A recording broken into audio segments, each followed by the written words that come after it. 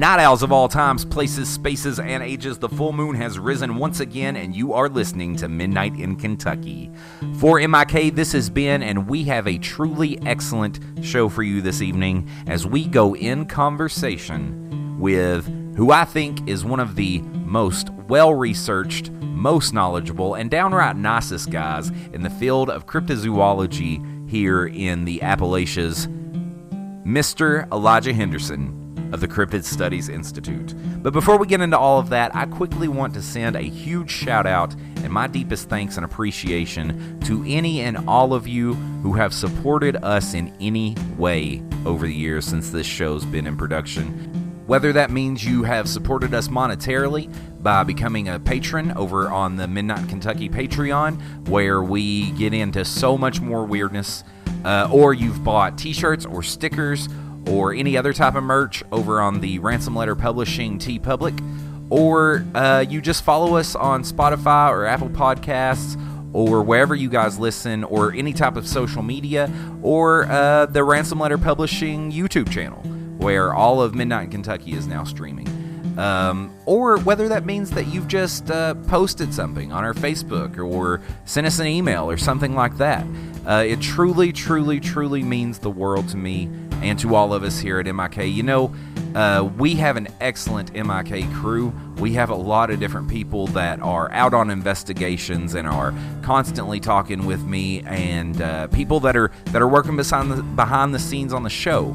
However, you know, a lot of the time, the production, recording, scheduling, and posting is a one-man show. And that's another reason why it means so much to see you guys support this silly little project we've been involved in over the years. And you know, I know as a podcast fan, a lot of times little messages like this can get tiresome. It can seem like, oh, well, you're just, it's just a cash grab, or it's just trying to get more popularity, or at least that's what I used to think when I used to listen to a lot of podcasts. But as I've gotten into this, as I've become a podcaster, a creator, you know, it means more than anything to just see this show affecting people, to see people listening to it, to hear people share their theories. As always, if you enjoy the show, please leave us those good ratings and reviews. Those go such a long way in getting our reach spread and allowing us to reach more and more listeners. You can leave those on Apple Podcasts, Facebook, and now on Spotify. If you enjoy the weirdness you're hearing on the show, check us out online at midnightinkentucky.com, the Midnight in Kentucky Facebook page, and the Ransom Letter Publishing YouTube channel. Like I said, all the episodes are up there streaming now, and there's a lot more over on the RLP YouTube, like music, poetry, different podcasts. Actually, our sister podcast, what was once known as the Ransom Letter Publishing Podcast and is now going to be transitioned into Ransom Letter Radio, is up over there. All those episodes are up on the Ransom Letter Publishing YouTube, as well as everywhere else. Give that show a listen. If you dig MIK and the strangeness we get up to here, it's not, of course, RLP is not necessarily paranormal and supernatural, although we do talk about that a lot, but we definitely get into some strange territory and water, so check that out. And as always, if you want more Midnight in Kentucky, please check out the MIK Patreon at patreon.com/midnightinkentucky for several different spin-off series from the original MIK, as well as exclusive merch and content. There's so much going on over at the Midnight in Kentucky Patreon right now. We're releasing 2 separate news episodes, a special episode on the congressional meetings on UFOs held just a few weeks ago, and an After Midnight and a new Transmissions from the Abyss. So there's a lot going on over there at Patreon, and that's just the shows. That's not counting the tiers where you get stickers and t-shirts and all manner of other things. So check that out. That is truly the best way to support us. But as I have already said, we appreciate you guys if you are supporting us in any way. It truly means the world. It means the world that you're here with us on these strange journeys through our weird Kentucky home. Without further ado, let's get into the show this evening. We are going in conversation with Elijah Henderson from the Cryptid Studies Institute. Thank you guys so much for listening. Welcome to Kentucky. The birthplace of Abraham Lincoln and built on the largest cave system in the known world. The home of Daniel Boone, Hunter S. Thompson, horse racing, and bourbon. That when the hour grows late, the bluegrass state becomes the breeding ground for realms beyond those familiar to the human race. In the east, ghosts, spirits, and ethereal entities roam the hills and hollers. In the north, Mothman beats his wings along the banks of the Ohio River. To the west, small green creatures stalk farmhouses and disappear without a trace when shot. While in the south, the energy of the Veiled Witch is palpable just over the border. Joining with us as we investigate just what goes wrong in the bluegrass night. And ask the question, how many coincidences are too many? There's no need to check the clock. There's no need to check the clock. Time is an illusion. Time is an illusion. And it's midnight. It's midnight. In Kentucky. In Kentucky. In Kentucky. In Kentucky. In Kentucky. In Kentucky. In Kentucky.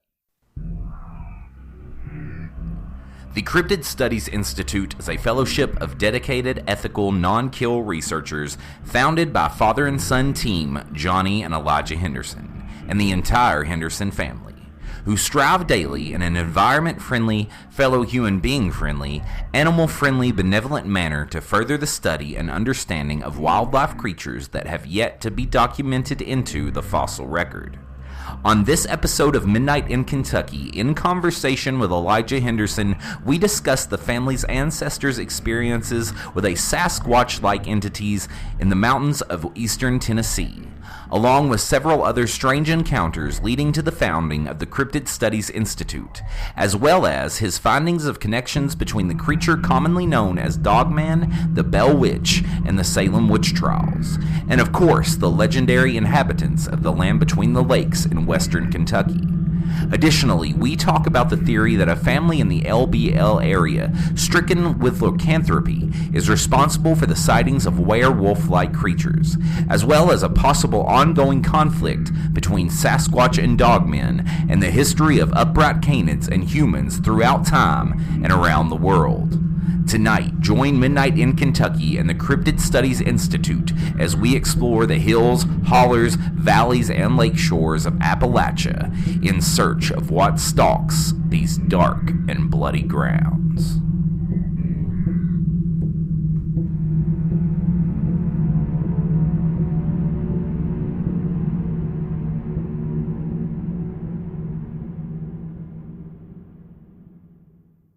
Welcome back. We are lucky to have Mr. Elijah Henderson here with us tonight from the Cryptid Studies Institute. I met these guys a while back in 2019 at Crypticon. Me and Steven had many conversations with you all over the course of that weekend, and I've been wanting to do this for a while. So, Elijah, thank you so much for coming on the show, man. It means a ton. Oh, it's no problem, man. I'm grateful that you wanted me on. I appreciate it. Absolutely, man. Absolutely. So, you know, it may be a cliche question, but I think it shows a lot about guests, and I think it shows a lot about, where you're coming from. But let's just start out with that old question of how did you get into this, man?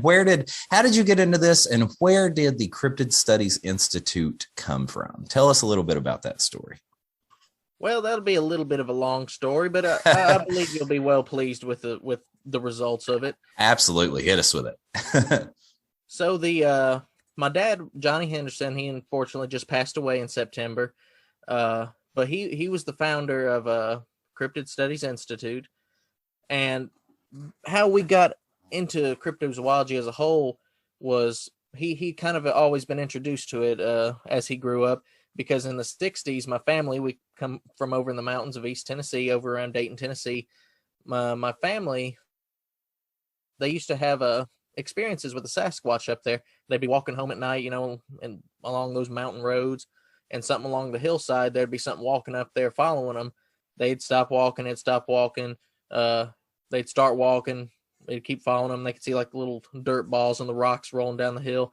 But when they'd run, it would run with them, and it would chase them back to their house, and they'd run inside, close the door, and push the stove up against the door, so it couldn't get in. And it would grab the door by the knob and kind of shake it back and forth. I guess it didn't know how to turn the knob or anything, but it watched people operate a door before, so it would shake that doorknob. Right. And things kind of grown in intensity until one night, all the family was sitting around and they were listening to Loretta Lynn records, and they started to hear this deep, raspy breathing, and they looked out toward one of the windows, and there's this big face watching them.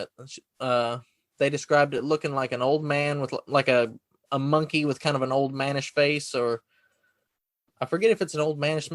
It had a wide nose like an old man. That's what it was. Right.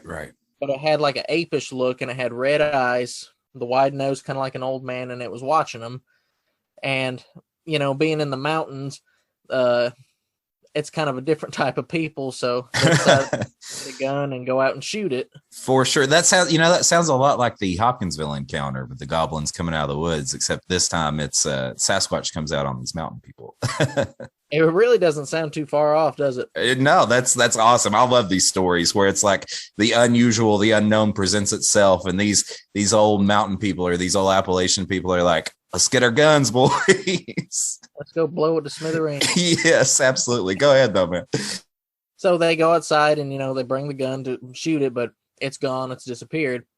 Well, sometime, I guess, following this, they're having issues on their farm that hogs kept disappearing. And, at that point, hogs were their livelihood. That was their food and whatnot. Sure. They did a bit of a stakeout with some of the family members, including my uncle, who was he's no longer around, but he's, according to family lore, whatever, he's supposed to be like just the meanest thing that ever bothered daylight. He'd stand out in the middle of a thunderstorm and curse God, dare him to strike him, all manner of horrible things. Sure. And he was amongst that group. They're watching the hog pen, and they said it looked like a gorilla loped out of the woods, grabbed the hogs by the front legs and the back legs, and threw it over its shoulders, and then just walked back off in the woods. And he said, I wouldn't have shot that for anything. It would have just made it mad. And then there's one or two other little, stories from up there, but those stories were always passed around and told to my dad growing up as a child, and he always kind of had an interest in that kind of thing. He used to always hear these strange screams out on the property, and the family would tell him, hey, don't go outside today, there's a Bob Wowster out in the woods. That they just kind of came up with a random name for it. Sure. But they said there's a Bob Wowster out in the woods, don't go out today. So they had named this Sasquatch creature a Bob Weister. Bob Wowster, actually. Bob Wowster. I like that. You guys had made a video about this, hadn't you? We actually did. It was, goodness, probably a year or so ago now. Well, I don't know. They kind of run together now. I understand that, man, completely. Yeah, I was looking through your videos today, and I had watched that one a long, long time ago. I actually didn't rewatch it getting ready for this interview, but I remember that story when you told it, and yeah, man, that is some insane stuff. I can't imagine, watching this thing drag my hog out into the woods. I couldn't imagine it, but I'd love to see it in any way. Yeah, I would. I would probably give up the hog just to see that. Oh, absolutely. But go ahead. I'm sorry. Oh, you're good, bro. But yeah, he always was told these stories growing up, and he always had an interest in it. Well, zoom on years down the line, and I'm about 5 years old. We always used to go to this park camping called Montgomery Bell State Park. It's in Dixon, Tennessee. Yeah. People familiar with that area know that White Bluff is in the area. That's where you got the White Bluff Screamer. Right. And while we were camping there, the ranger came around and was inviting people to a showing of a little documentary movie for the park. It was called The Legend of Werewolf Springs. And it wasn't very long, but it was pretty good from what I can remember. It detailed how on the backside of the park they had an area called Hall Springs, and that in the late 1800s, according to town lore, a train was coming through the area from the Corn Hog Circus, and for whatever reason it derailed. I think around that time period, railroad systems were getting sabotaged by people, so I don't know if that could have been it.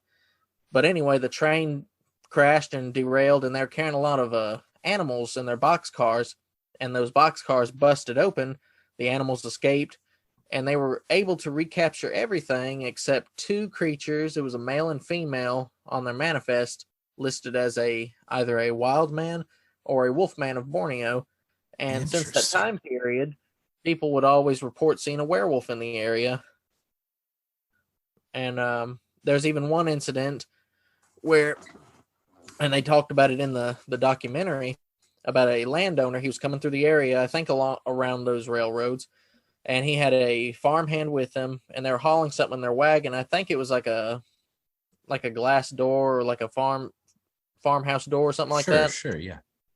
But they seen the werewolf in the woods, and they try to speed up their horse to get past this thing and get away from it.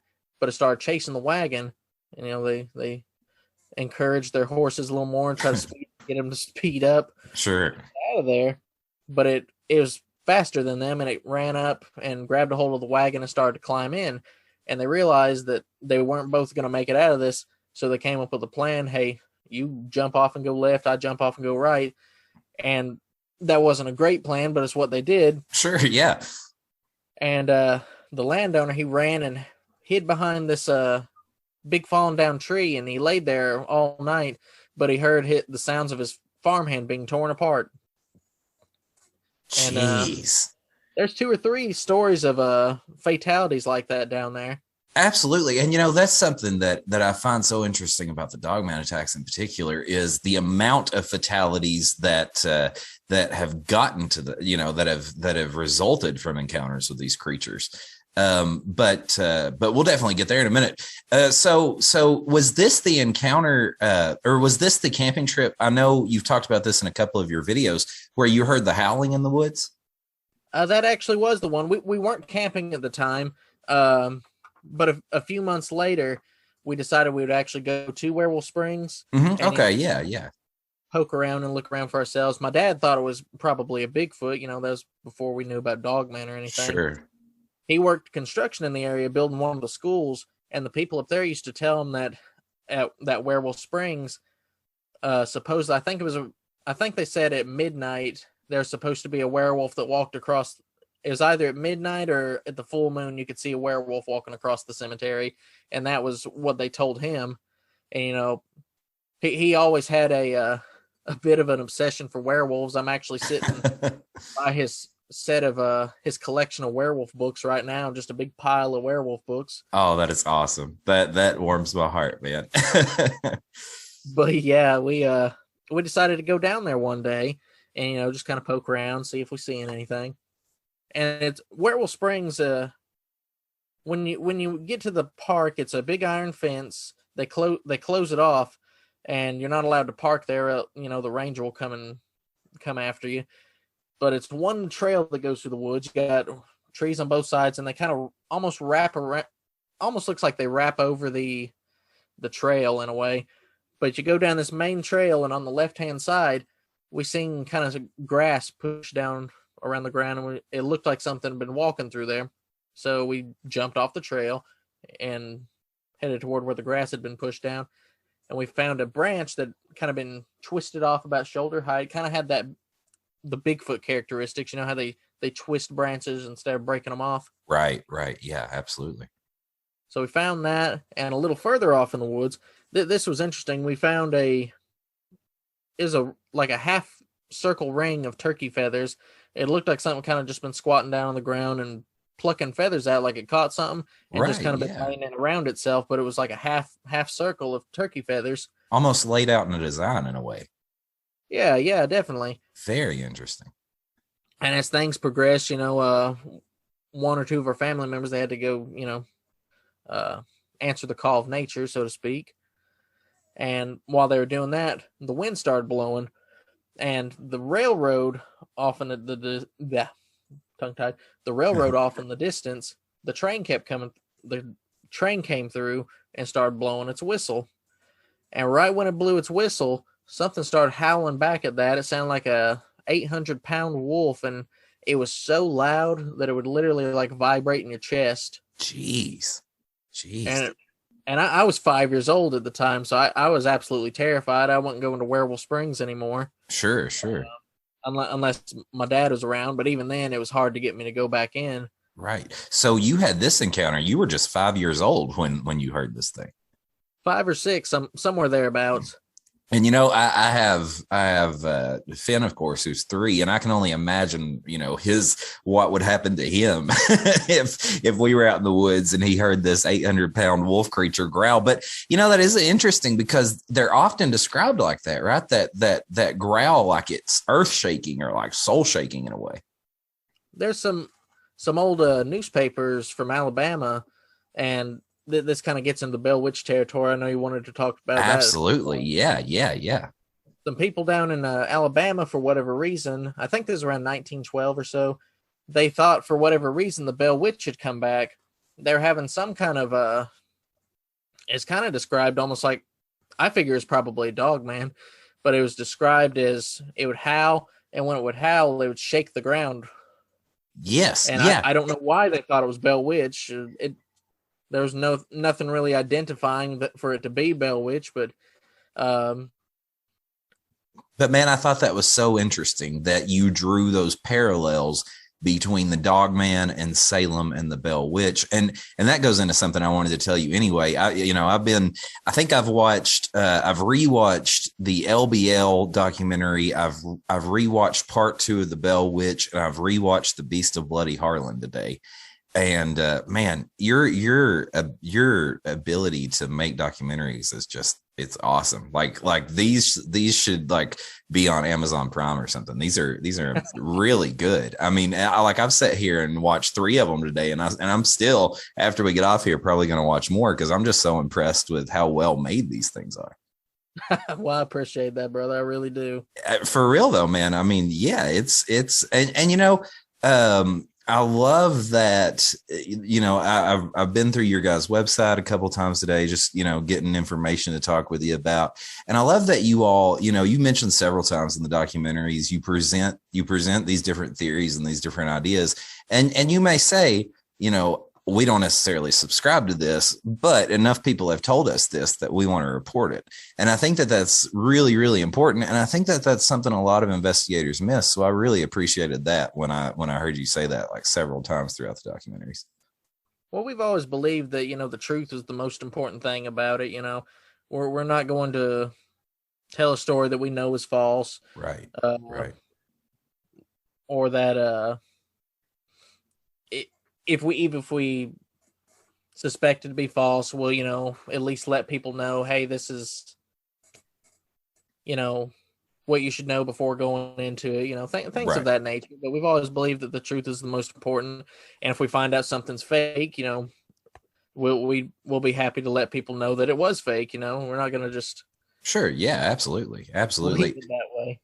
Right. But that's so important because, kind of like we were talking about before we got on the air, I'm just a fan a lot of the times of just the investigative skills that go into, looking into cases like these and finding out information about cases like these. And man, there's so much here, that you have expounded upon in the documentaries and in just the nightmare nuggets and stuff that so many other investigators would have missed or would have looked over or would have discredited, and you present it. And, you don't necessarily take it in judgment at that moment, but you're like, here's this piece of information. We'll come back to it once we learn more. And I like that. I think that that's a very important quality to have as an investigator. So, and it kind of all comes together like a big picture. You compile a little bit from here, and it comes to make one big picture, Yes, absolutely, man. Yeah, I couldn't have said it better myself. That's absolutely how I think of it. You're slowly collecting these pieces, and you don't want to draw too much connection between them, but at the same time, you start to see the connections between the pictures, and that's when it starts to get really interesting and fun. You know what I mean?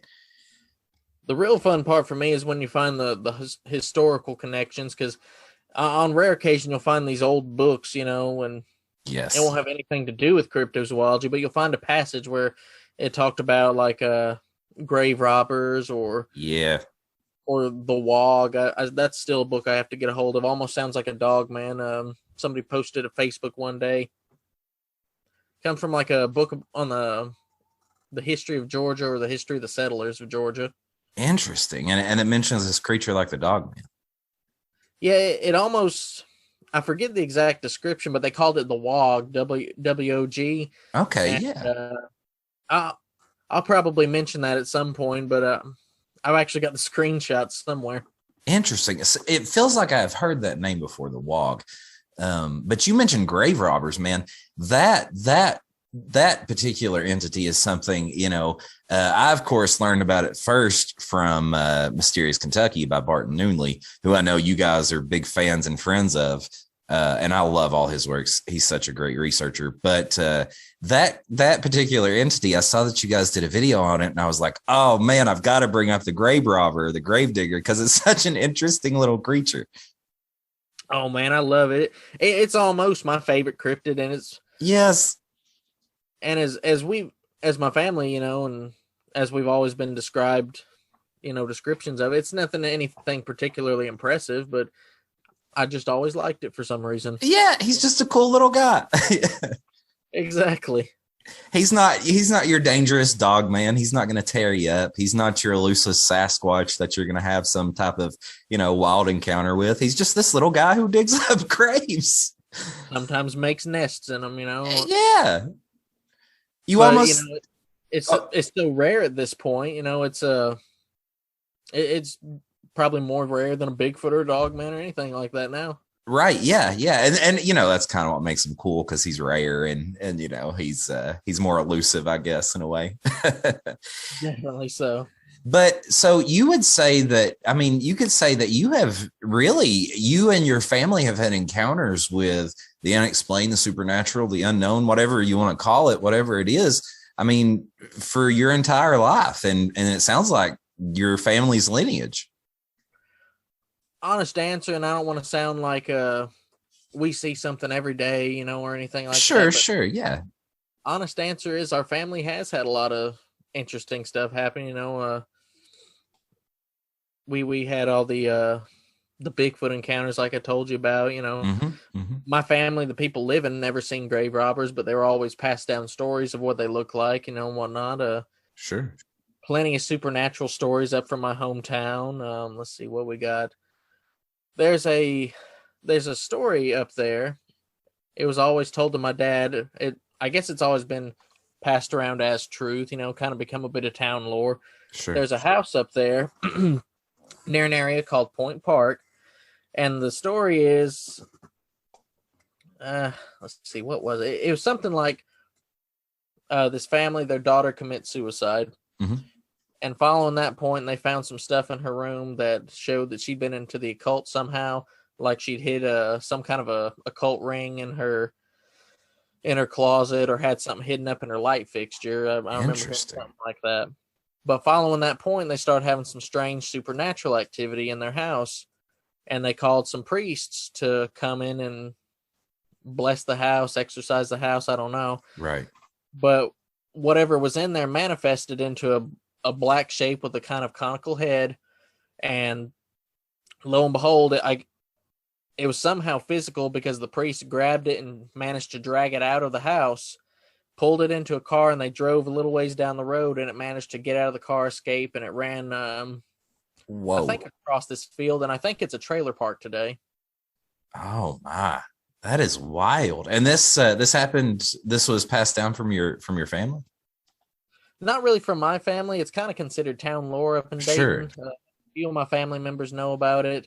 But according to that story or legend, they always keep the light on in that room. Sure. Yeah, absolutely. That is a wild story. And, it bears a lot of resemblance to a lot of exorcism and blessing, I guess you could call them, stories I've heard before about an entity manifesting itself and kind of pulling it out into something. But the driving down the road, that's an interesting a little part of that I had never heard. I've never heard of an entity being pulled into a car before. That's kind of wild. Yeah, that's definitely a first. And I want to say that where that trailer park is today, they've had some strange supernatural activity up there, like the cable wire. I remember somebody telling me that the cable wire for your TV, where it comes up out of the floor, they would watch it go up, pull back down, go back up, pull back down. and that's the only thing I know from. Jeez, I can't imagine watching that either. I would be not. Yeah, I'd be out. I'd No, be sweating a little bit. yeah, for sure. Well, we mentioned the Bell Witch already, and that's one of your latest videos up on the Cryptid Studies Institute YouTube channel. And like I said, I rewatched part 2 today, but I've rewatched part 1 a couple times. Tell us a little bit about that investigation. That whole story is one of my favorite paranormal stories, and I know that you guys got pretty deep into it, and I've enjoyed watching what you put out so far. Well, I've always loved the story. Ever since I was a kid, we've gone up to the cave and taken the tour. They tell us about the legend and whatnot.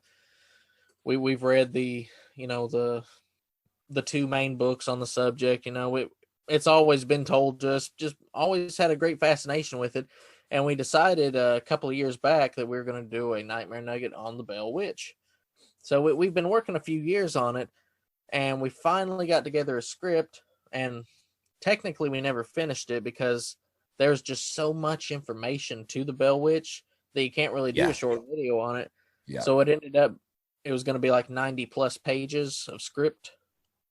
And the Beast of LBL, not all of it was reading off the script, but it was like 15 pages, and the whole video turned out to be an hour long. Yeah. So this was going to be a multi-hour project doing it, and we got 2 parts out. But man, I tell you, we have had the worst luck working on that video. We had 3 cars blow up. Mom got diagnosed with cancer. She died. My dad came down with COVID. He died. I almost lost my eye. Me and my sister, we both had to go to the hospital. Emergency room, rather. Sure, yeah.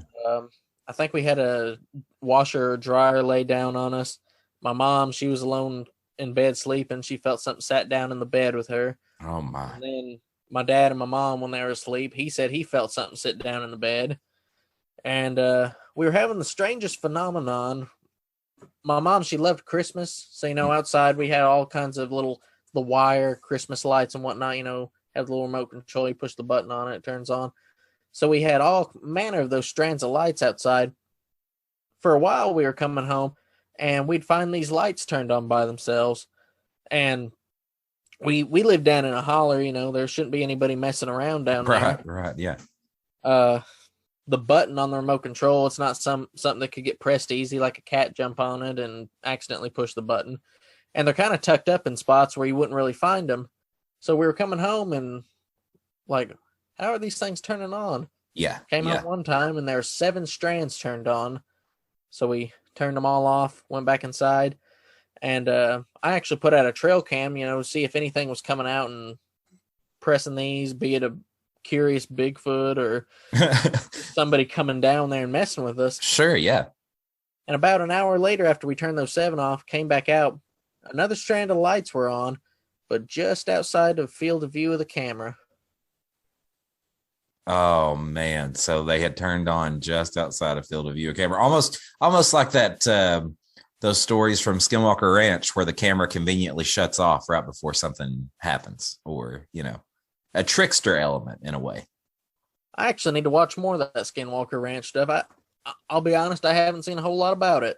It is very interesting, man. And I tell you, and this maybe this is an interesting direction to go in this. A lot of it bears a lot of resemblance to the Bell Witch for me. There's that trickster element. There's those voices. There's a lot that goes into it. But that's exactly what you described, right? Like that trickster element of whatever this is, that in a lot of these instances, it's almost like it's playing with you in a way, almost like it knows that you put the camera there. So it's going to turn the lights on that are just outside the field of view. Just tease you a little bit, right? Exactly. But we were talking about this a little bit before, and like I said, man, this was the most interesting part. And all of it's amazing. And I'm going to link all of these in the show notes for sure.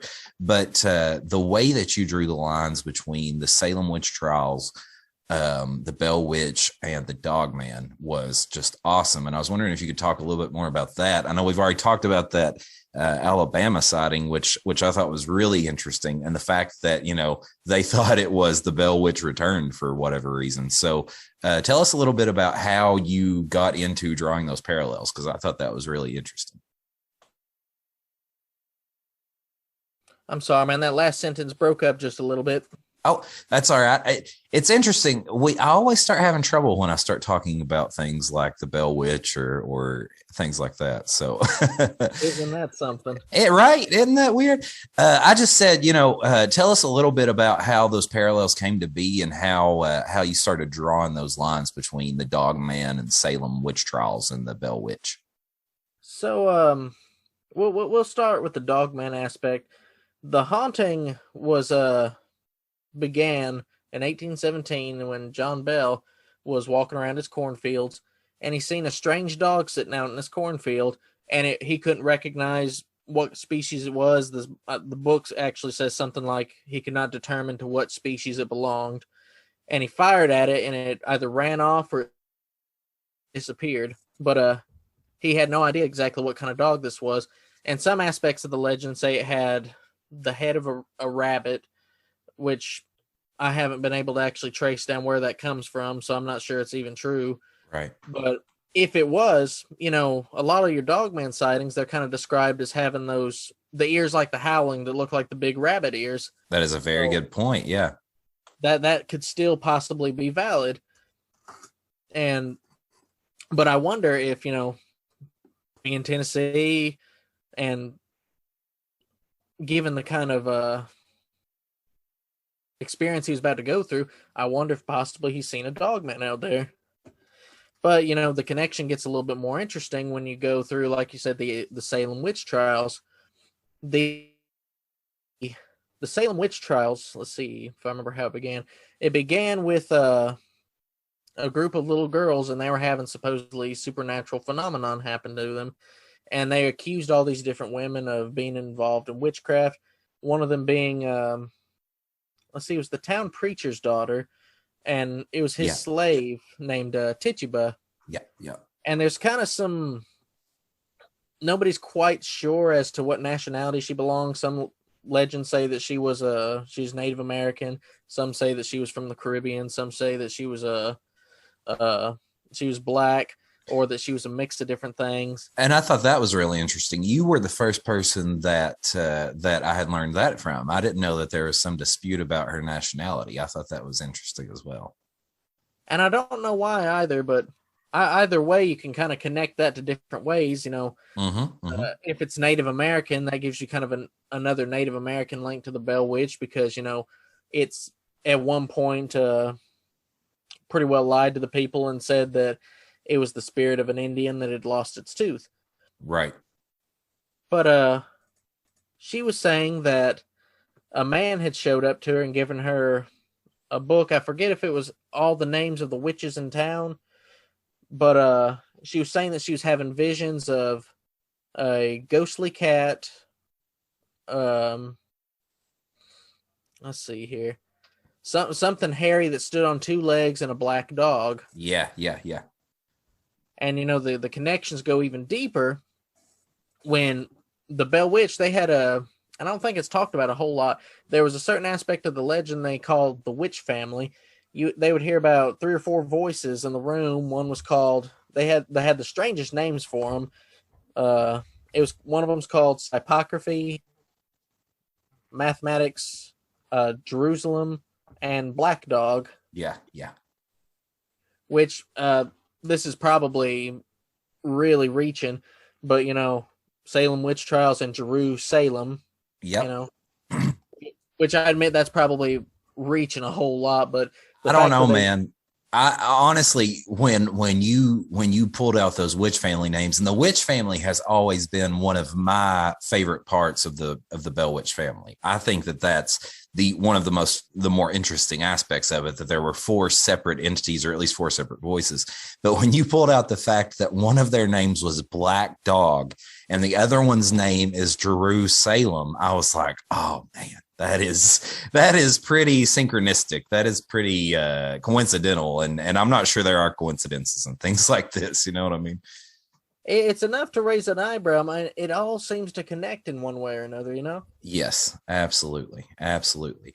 But like I said, man, I thought that was really interesting that there are those parallels between all that. And you know, another thing that I think is really interesting that you mentioned, that you're right, does not get talked about enough in that case, is the fact that John Bell sees this thing in the fields while he's hunting before the incidents even start happening. And I love that you bring up the rabbit ears and the fact that maybe those weren't rabbit ears. Maybe those were those pointed dog ears. That's interesting. And I don't know where that part of the legend comes from, because if you look back through the books, and I could be overlooking it, but, you know, I scoured those books and I couldn't find a quote talking about a rabbit's head. Interesting. So in the old books, because admittedly I've not read those, does it talk about him having the entity encounter? Does it talk about him seeing the thing while he was out hunting?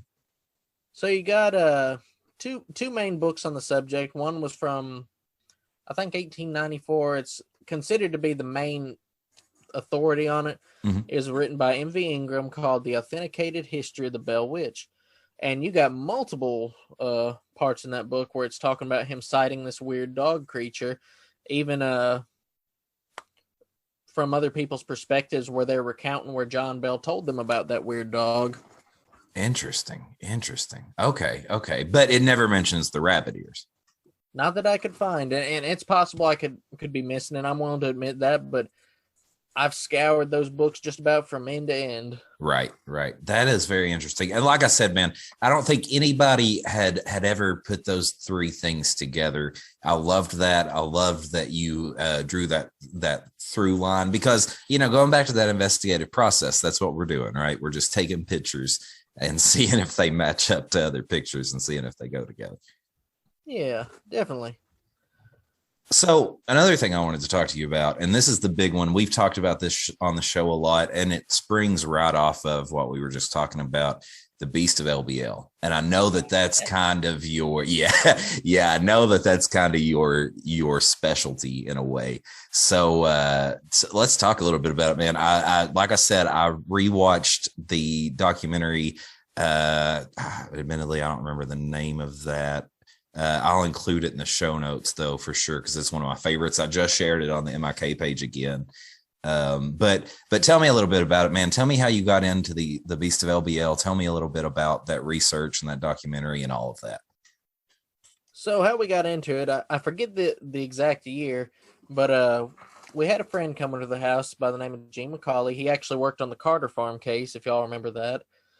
And yeah, for sure. He actually brought over Barton Nunley's documentary, the what was it called? The Dogman, that's what it was. Great documentary. Yeah. And we watched it, and from that point, you know, we kind of started getting interested. My dad had heard about it before, but that was the first point that I had heard about it. Right. And, you know, we'd occasionally make trips up there, but Land Between the Lakes is such a big park. We never got a whole lot of stuff, you know, around that time. So we would often go to Montgomery Bell or somewhere else. Sure. Yeah. But over time, you know, we have had some. They'd usually go to the south side of the park, and that's where you find a lot of your Bigfoot activity. Mm-hmm. And never really go up to the north side of the park, which is where, you know, the famed family massacre happened. And right. Most of your dogman sightings will happen up in the north, and occasionally around the middle, but your Bigfoot sightings will be down toward the south. And basically, we just kind of kept making trips back and forth, and eventually, you know, we found the sites where the family was attacked, and it just kind of all went from there. We eventually got pretty heavy into dogman activity, you know, researching that. And it was like we're up there at least once a month, you know. Yeah, for sure. And you know, I've noticed that it's kind of your all second home in a lot of ways. You guys are up there a lot, and that's what it takes, right? You got to be in the area a lot. It's just like hunting. You got to be in the area. You got to know what's happening with the animals. You got to be aware. I reckon so. And, I live only about an hour from Land Between the Lakes, so it's not a bad trip, Sure, yeah. If I want to go researching, hey, I got a day or two off. Let's go down to Land Between the Lakes, Right, absolutely. We're about 4 hours. I've yet to make the trip out there, but I'm hoping to soon. I'm hoping to get out there because we've said many times, not have something to do with the day. We're like, let's go out there. Let's just go see it. So I'm hoping to get out there. But so you mentioned the 1982 RV killings, and you guys, you and Johnny back in 2019 were the first two people I talked about that knew anything about that. In person, of course, I had read Barton Noonley's book and I'd read Jan Thompson's accounts, but you guys, you mentioned immediately, and not only that, you said that you thought you had found where it was, and I thought that was so interesting watching the documentary, and that's why I've shared it with so many people, because that instance is one of the more profound, obviously, and sadly one of the more brutal dogman encounters. And I just thought that was so interesting that you guys had found or seemingly found the location of where it happened.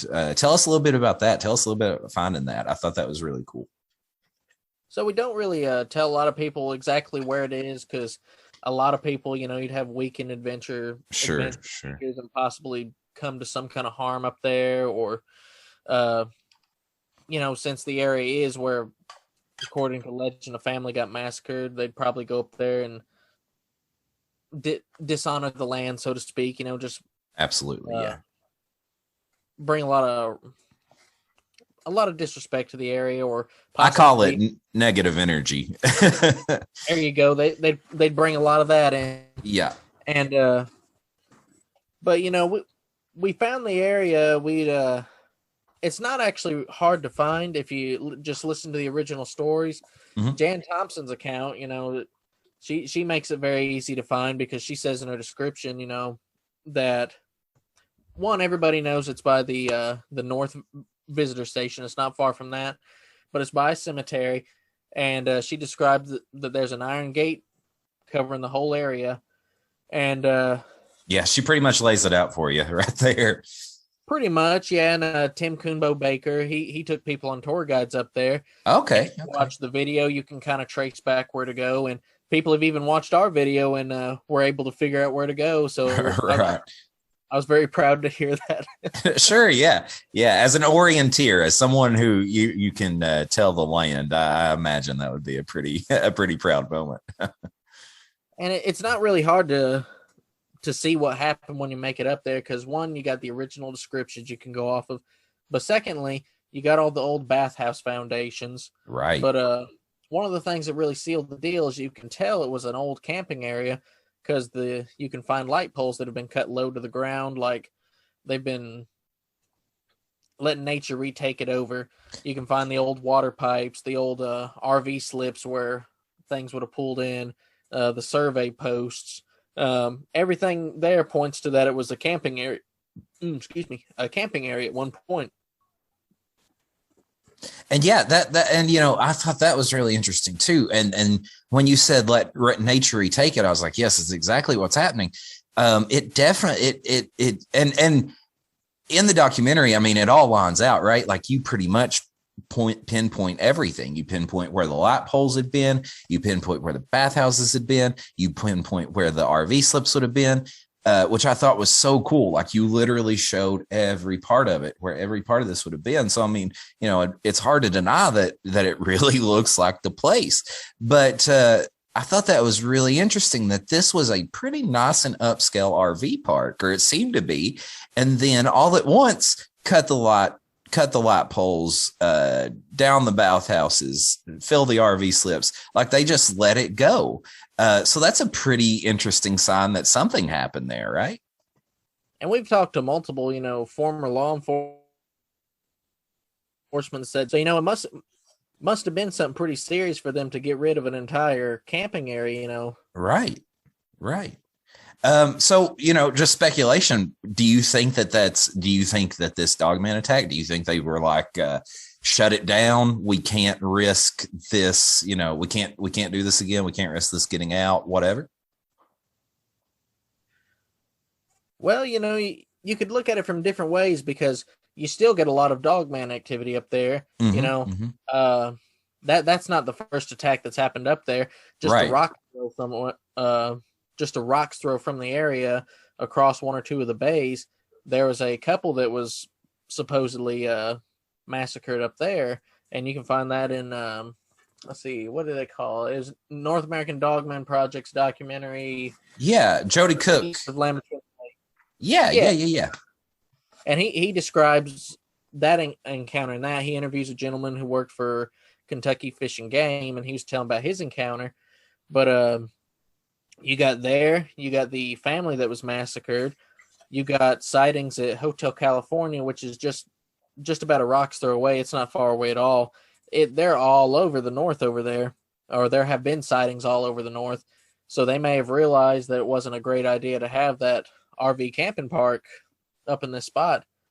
We've even been up there, and you can still, hear howls down there. And we even have a friend who went up there and caught some interesting pictures on their FLIR thermal. So there's something still in the area, and maybe the park realized that. Very interesting. Very, very interesting. So, there's a couple of things I want to talk about in what you just said, but one of the things that really stood out to me, one of the things I wanted to ask you about is Hotel California. Because first of all, that's one of my favorite songs of all time. and then secondly, it just seems like an interesting story, and I'm not totally sure on the history of that building. Can you tell us a little bit about the history of Hotel California? I'll be honest, I'm a little rusty on the history, but it was something like right around the time that they flooded the lakes, because it wasn't the big Kentucky lake and Lake Barkley. It used to be like a much smaller river, something like that, and then they flooded it and made Lake Barkley and Lake Kentucky, and thus created Land Between the Lakes, the largest inland peninsula in America. Right. So I believe around that time that this gentleman built it. He built it for his wife.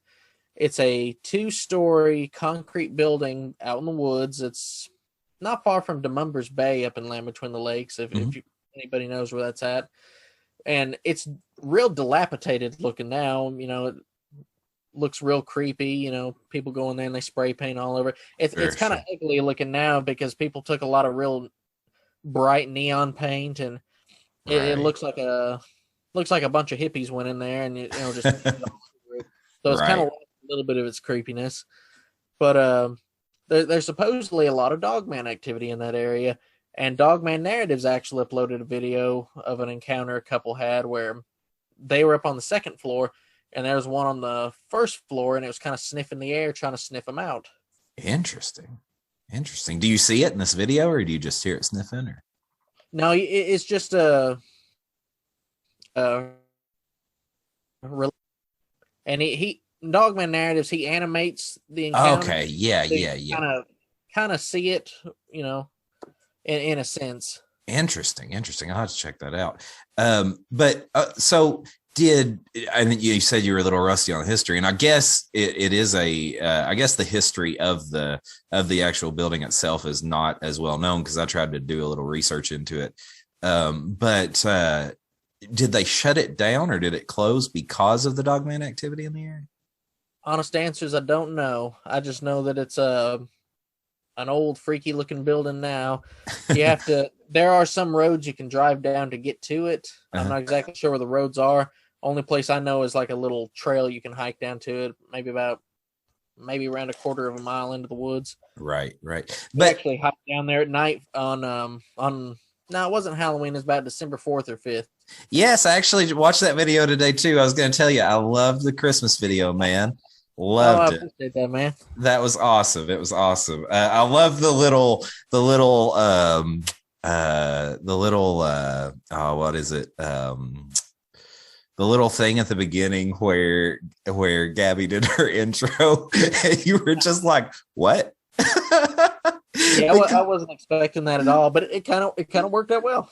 No, it was great, dude, because every episode when me and Steven do our intros, we always try and plan it out and time it out, and neither one of us can ever get it straight. So I always end up cutting and pasting our intros together. So I felt you hard there. Oh. It certainly threw me off. I understand. But yeah, I saw where you guys hiked out there. And I love that video, like I said. Well, one of the things I wanted to ask you about the area itself was, there are a lot of abandoned buildings out there, though, right? There's the bunkers, there's the RV place, there's Hotel California. That's kind of interesting, right?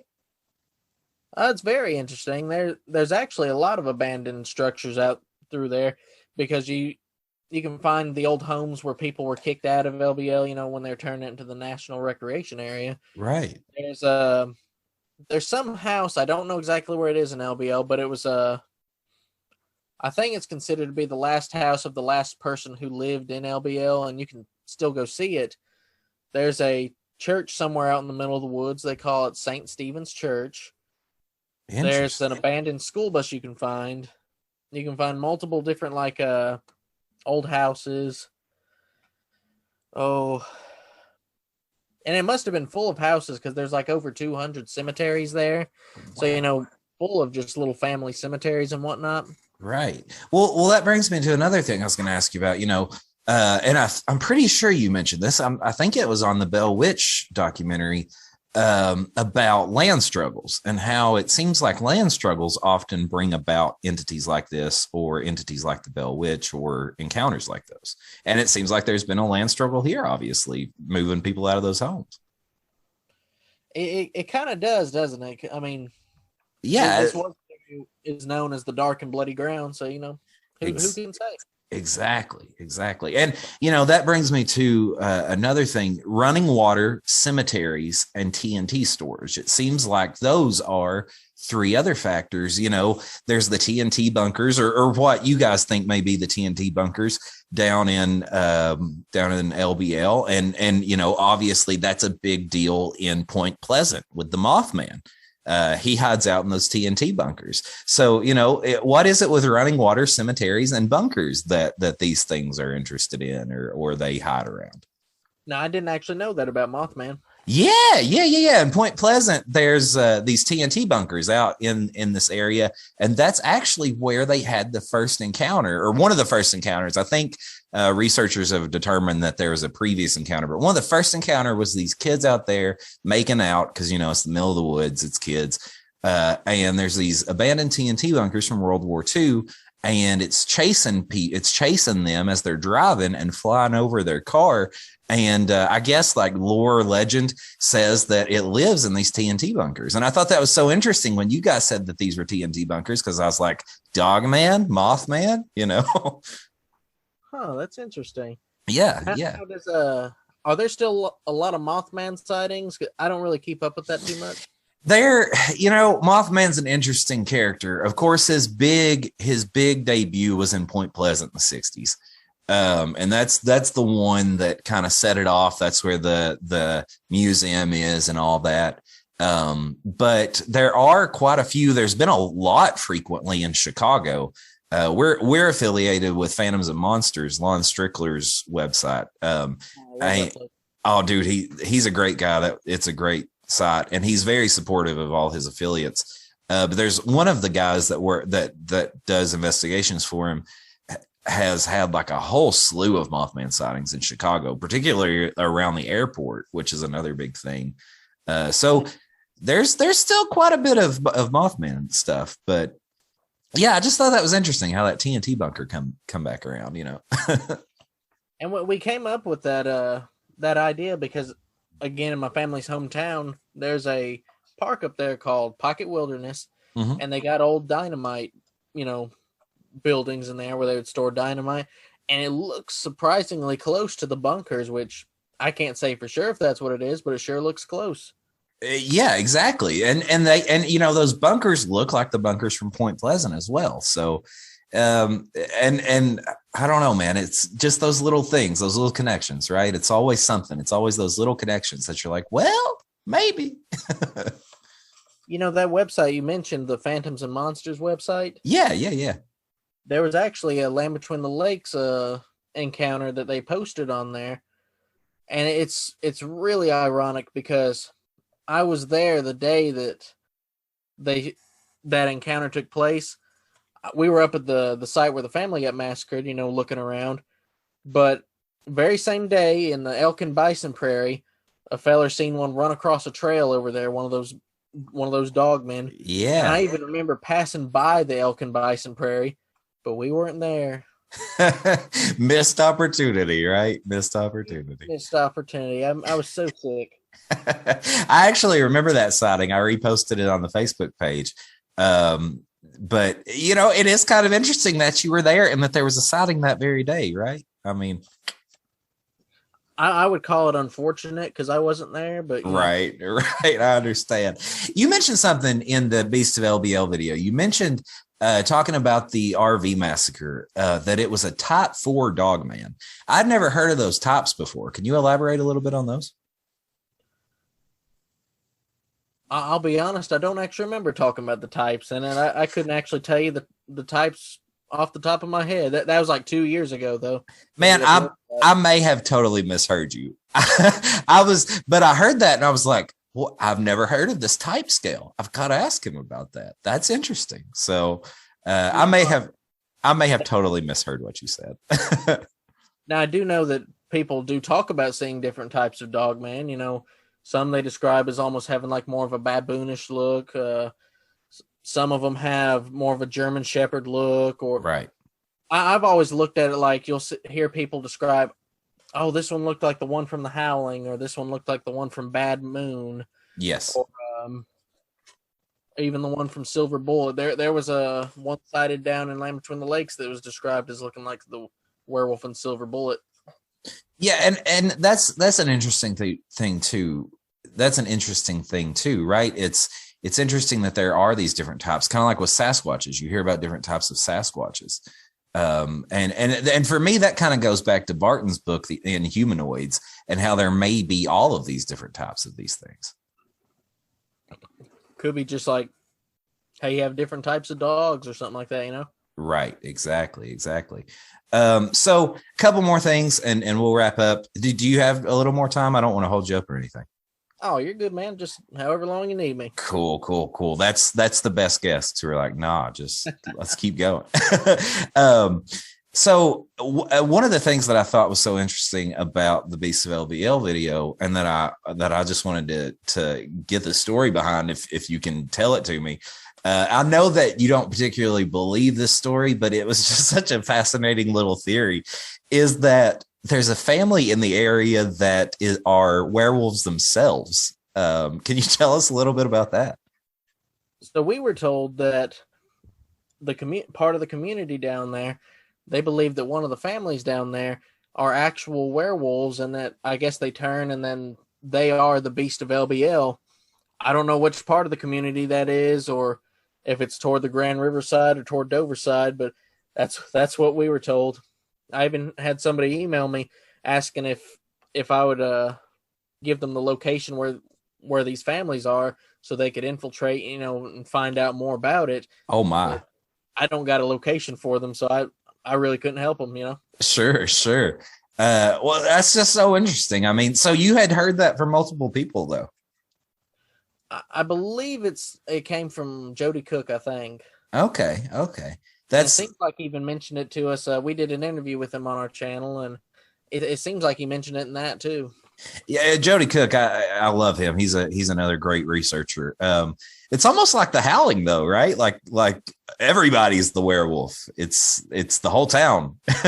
It really puts you in that mindset. You kind of get that feel down there. Right, for sure.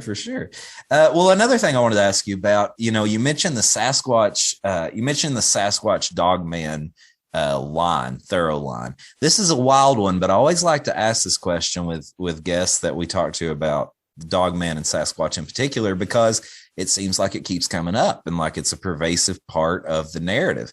Do you think that there is a aggression between the two species? Do you think that there is a divide in territory in LBL between Sasquatch and Dogman? Well, I've heard of a lot of violent encounters between the two creatures back and forth. A lot of people came out and described, seeing them fight each other. Not saying at LBL, just in general. Sure. Yeah. but, Yeah. that they fight each other, they don't get along. We used to talk to a lady, this was years ago, that she had them on her farm, Bigfoot and Dogman, and one side of the woods around her farm, the Dogman would stay toward that side, and the Bigfoot would stay toward this side, and the Bigfoot wouldn't cross over to the side where the Dogmen were. Mm-hmm. Mm-hmm. And you hear a lot about that. It's really interesting. And I guess it's just those. They're both like alpha predators. So That's a very good point. point. Has something to do like that. But y'all, just about every park where you hear that these things are at, Bigfoot's in the south and Dogman's in the north. The only park I know of, with the exception, is Montgomery Bell. We've seen evidence of Bigfoot and Dogman at Werewolf Springs, evidence of Bigfoot and Dogman in the main part of the park. So it doesn't seem to be any rhyme or reason up there. Interesting. I just wanted to ask that, like I said, it does seem to be a pervasive part of the narrative that they keep separate, that they keep separate. But then, you're right. You do have those areas where it seems like they're cool with each other, like they'll chill with each other, they'll hang out. It's interesting. Well, that brings me to another question, though, about the whole thing. Do you think doing the investigations that you have, that it seems like there is, well, I guess the best way to ask this question, and I know it's purely speculative, but what would be your best guess as to where these creatures come from, or what they are? What's your thoughts on it? Well, you kind of get multiple answers with that, because on one hand, in the fossil record, we have a creature, I think it's called the bear dog.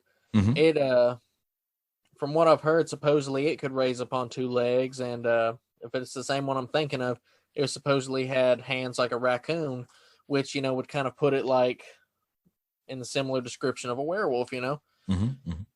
Another possibility you got is, if you go back through history, there's multiple encounters of something they would call the cynocephali, or the dog-headed men. Yeah. Marco Polo wrote about them. Herodotus wrote about them. I think Pliny the Elder mentioned them. The Greek physician Ctesias. And I think most impressive, Alexander the Great. He would write letters back to Aristotle when he was conquering India and say that there's dog-headed men over here, and, mm-hmm. That they would fight them in battle. And I even seem to recall hearing that they captured one or two of them and would use them in battle. Yeah. So you got the historical example of something like a werewolf being seen. And interesting little side note, Herodotus even talks about, I guess the closest thing you could describe them would be werewolves, this community that would transform into wolves at a certain time of the year. Mm-hmm. Mm-hmm. But you got the historical example of bipedal dog-headed men, so to speak. And I don't know if this would be where they came from, but I always found it to be interesting. There's a biblical historian who she's viewed as a prophet. She prophesied a lot of things, and it actually came to pass. Sure. But she mentioned that one of the base crimes that called for the flood back in the days of Noah was they were amalgamating man and animal together. And if you look at the book of Jasher, it actually talks about them kidnapping women and forcing them to amalgamate with man and animal, and they'd make these confused species. Mm-hmm, mm-hmm. But this lady, her name's Ellen White, she says that when the flood came, it killed all those confused species that God didn't create. He put the ones that he created on the ark and kept them in safety. But after the flood and everything went back to largely normal, people got back into the habit of amalgamating man and animal and creating these confused species. Mm-hmm. And I don't know if possibly that's where they came from. Interesting. Well, I always love to hear theories, because that's what we're doing. It's all investigation. It's all hearing everybody's ideas. And that's something that I loved about your channel, and about what you guys are doing in general, that you say those theories, you put those out there. But that whole amalgamation thing, man, that really sounds to me like a lot of the things that we hear about with alien hybridization programs, which is something you and I have never talked about. And I kind of just wanted to toss this in here to hear your thoughts on it, because I just wanted to hear, you know, what you think about these things. But what are your thoughts on extraterrestrials, interdimensionals, UFOs? What are your thoughts in that direction? I'll be honest with you, I'm a hardcore Christian, so I believe anything like that is you know, what we'd call a demon or a fallen angel. You know, Sure, that would be like an interdimensional being, but you would also be able to associate it with an alien. You know, absolutely. If you look at things from a biblical perspective, we would be the only world that would have fallen to sin. So I believe that God would have us kind of in a universal quarantine, so to speak. Absolutely, yeah. So the sin problem wouldn't spread, so to speak. So I do believe that there's other worlds and other beings God's created, but I don't think that we're actually seeing them visit here. But it'd be real easy for, you know, some of these fallen angels that are bent on deceiving people to mimic the forms and appearances of God's other creations, coming here and saying, "Hey, I'm a gray, I'm a reptilian, I'm right." What do they call it? It's the real beautiful people. The Palladians. Yeah, that one. Right, man. I love that. And you know, I definitely think you're onto something there. If we ever get the chance, man, I would love to discuss religion and spirituality with you on my other show, the Ransom Letter Publishing Podcast. It's a little more freeform than this, and you know, we can get into all that because that's my jam, and I know that's something that you like talking about too, and that you like discussing. So if we ever get the chance, I'd love to do that as well. Oh, heck yeah, man! That sounds like a hoot. Awesome. I'll hit you up for that, and we will definitely do that. But wrapping up a little bit, just a couple more questions. So I know you're probably in the know, but I just wanted to bring it up to you and see your thoughts on it.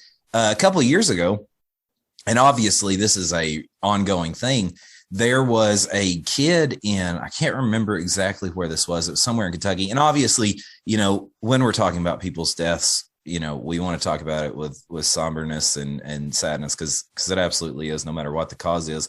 But, you know, I still feel like we got to talk about these things because they're part of the phenomenon, and it's maybe a part of the phenomena we need to discuss most because it's killing our children. It's killing our loved ones, you know.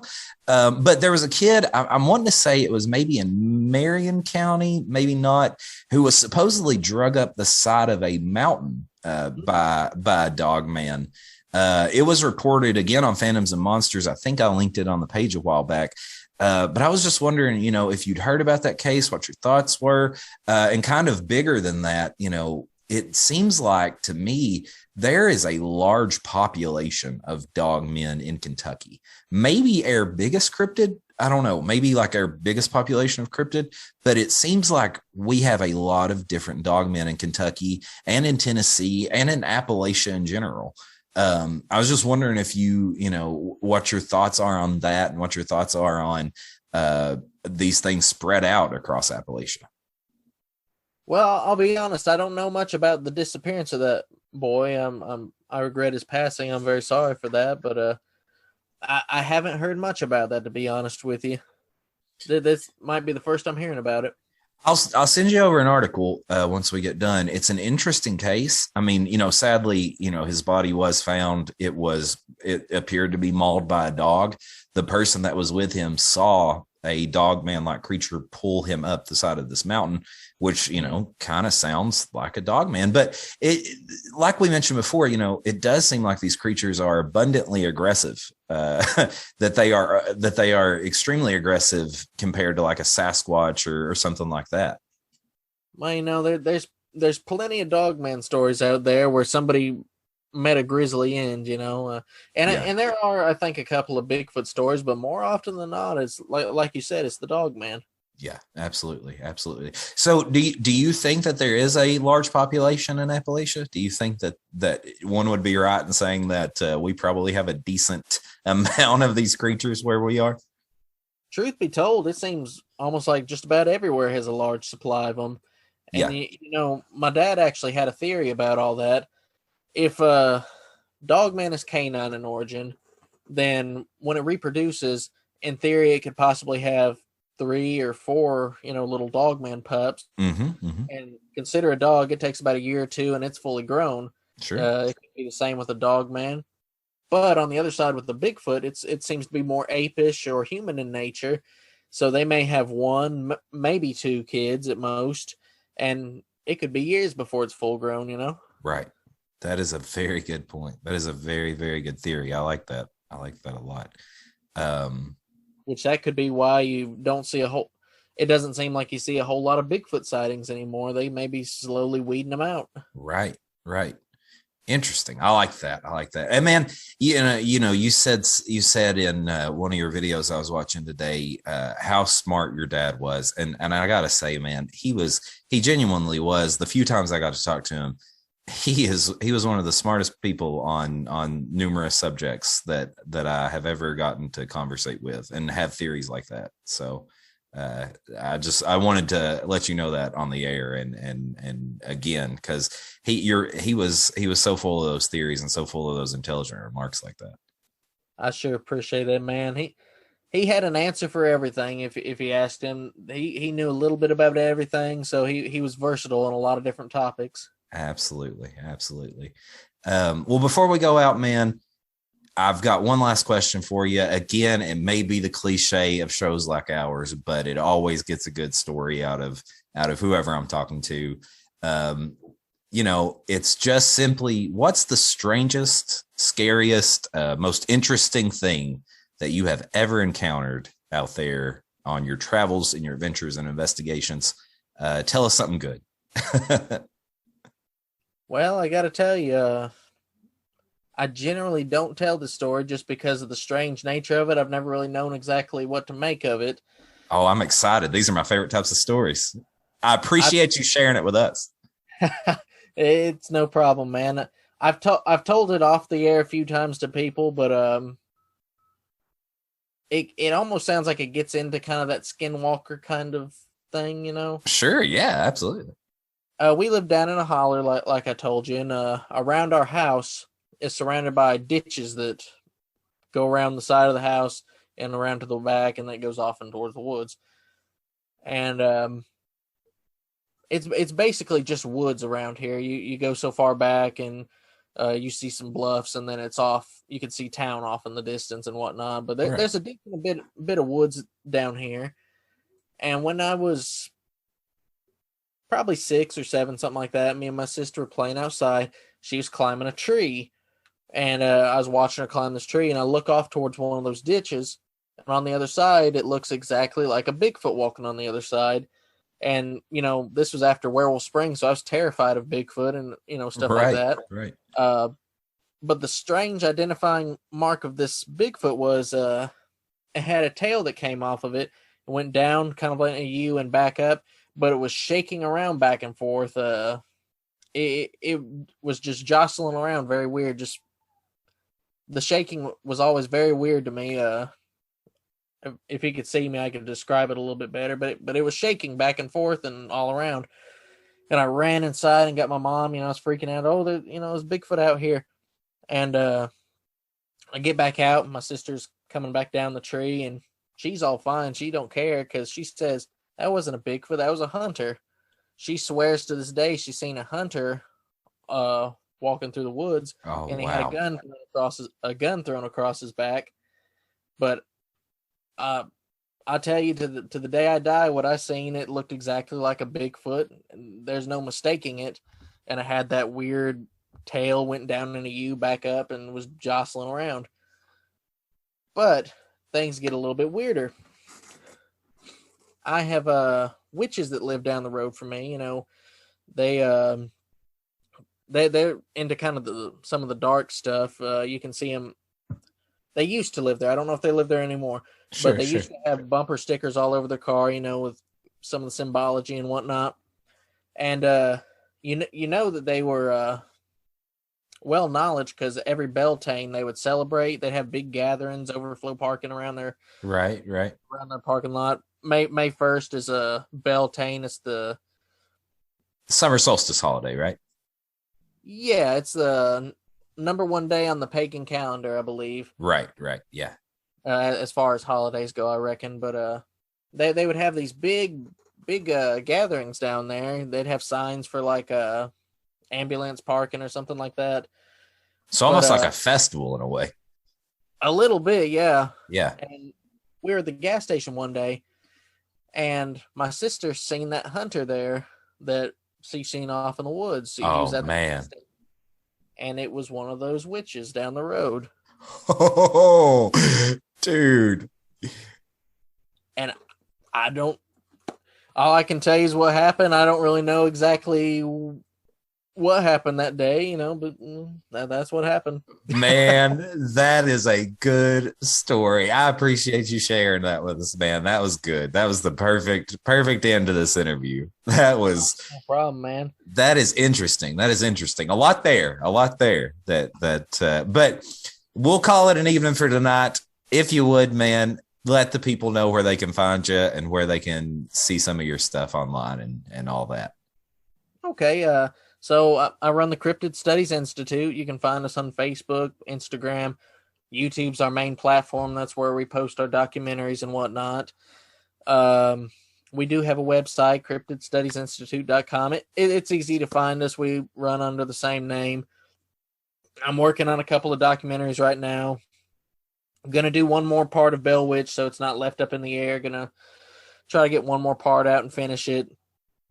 Got a documentary I'm working on for Indian Mound, Tennessee. It's just a rock's throw away from Land Between the Lakes. There's been a lot of Bigfoot activity there. I believe dogman activity. And one of the people up there even says they seen a Shunkaworkin, swears that there's a Shunkaworkin up there. Interesting. That's what I got going on right now. Hope to do some outings in the near future. And I'm very excited to do this soon. Not sure when I'm going to get to do it, but I'm doing it when I get a chance. I'm going to put together a shark chum cage and take it out into Land Between the Lakes, chain it up to a big strong tree, take me some animal blood from the store, pour it around that cage, maybe take a little syringe of my own just so there's a live, fresh scent in the air, crawl inside that sucker, lock it down, and maybe blow like an Aztec death whistle so there's like a string. And I'm just going to let it come after me, and I'm going to film that sucker. Man, I'm excited for that. It's not going to end up like the Bear Man documentary, right? Maybe not. We'll see. Take some people with you. Listen, we'll go and document it. We'd be happy to. Awesome, man. Come on up. You got to get down here soon, man. Absolutely. We got to get together. We got to get down there. 100%. I'm down to go anytime, man. This has been awesome. We got to do this again. And like I said, I want to get you on RLP too to discuss some religion and spirituality, because that's my other jam. So thank you so much, man. This has been awesome. Man, I certainly do appreciate it. Thank you for having me on. Absolutely. For everybody listening, you have been listening to Elijah Henderson from the Cryptid Studies Institute. Thank you so much, brother.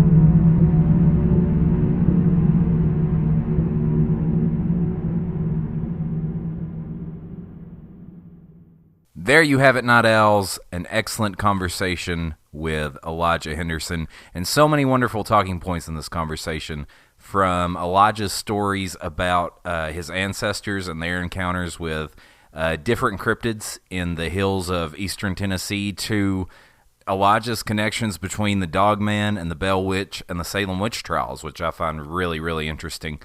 The Cryptid Studies Institute is dedicated to tracing these creatures back on the fossil record, and in history. And one of the most interesting parts of this conversation for me was when Elijah traces back the dogman throughout the historical record for all intents and purposes. Don't let this be your last encounter with Elijah or the Cryptid Studies Institute. Visit their website, cryptidstudiesinstitute.com. Check them out on YouTube. They have a plethora of amazing videos on all kinds of cryptids and high strangeness here in Appalachia. And something we didn't talk about in the interview because I don't think it had been announced yet, Elijah will be appearing in Seth Breedlove and Small Town Monsters' upcoming American Werewolves documentary. So we're super excited about that. Small Town Monsters always does amazing work, and it's really awesome to see Cryptid Studies Institute getting in on that. And as long as we're at it, this seems like a great time to announce our own upcoming screen premiere. We will be appearing in the new season of Mysteries Decoded on the CW. The new season premieres on July 6th. I'm not exactly sure what episode we're on, but watch the entire season, watch the entire series. It's a great series. Jennifer and the co-host always do a great job at taking a skeptical yet open-minded look at all of these mysteries. I know there are a lot of other great researchers that are going to be on this upcoming season, and I know that there are a lot of other great researchers that are on the episode with us. I don't want to give too much information about what the episode is. I want you guys to see it for yourself, but be on the lookout for that. And as always, if you want more of the weirdness you're hearing, follow us on social media. Check us out at midnightinkentucky.com. Check out the Midnight in Kentucky Patreon, patreon.com/Midnight in Kentucky. Check out the Ransom Letter Publishing YouTube, where you can listen to every single episode of Midnight Kentucky from Volume 1 and Volume 2 and the special episodes. And for your Midnight in Kentucky merch, check out the Ransom Letter Publishing TeePublic. Stickers, t-shirts, tote bags, whatever you want, we got. Check it out. We appreciate each and every night owl, and we appreciate all of your support. As I'm recording this outro for this episode is the 230th birthday of Kentucky, and we are so glad, so happy to have you all along for our strange travels through our weird Kentucky home.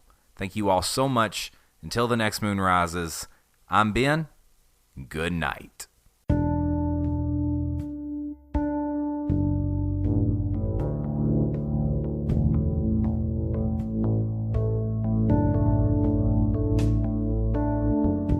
You've been listening to Midnight in Kentucky, A Ransom Letter Publishing podcast. Join us on Twitter and Facebook, Or get in contact with your questions, comments, or stories of high strangeness at midnightinkentuckypodcast@gmail.com.